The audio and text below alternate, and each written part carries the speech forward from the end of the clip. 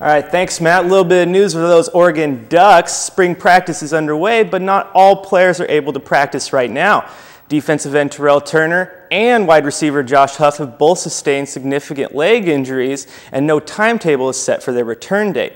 Turner had 18 tackles, 2.5 sacks, and an interception last season, while Huff had 1,086 all-purpose yards and 5 total touchdowns. Hopefully they can get back to the field soon.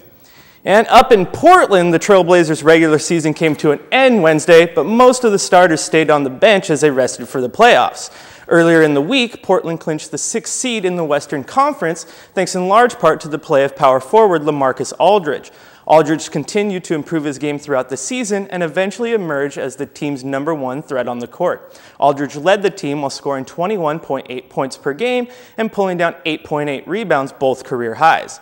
Aldridge and the Blazers look to get off to a hot start in the playoffs when they play the Mavericks tomorrow night in Dallas, with tip-off set for 6:30.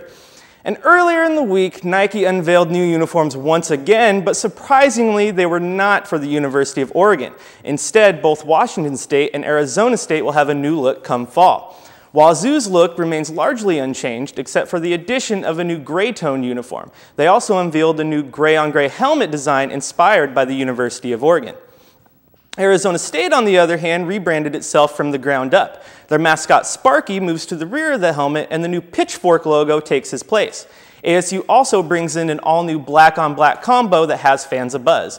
Much like the Cougars, the Sun Devils uniforms are also strongly influenced by those at the University of Oregon. There's also a report from the Register-Guard that Oklahoma State will unveil new uniforms in the coming weeks. An anonymous source within their athletic department stated that the new look will make them the Oregon of the Midwest. Looks as if Oregon, once ridiculed for their uniforms, has become a trendsetter in the fashion of football fashion world. MJ?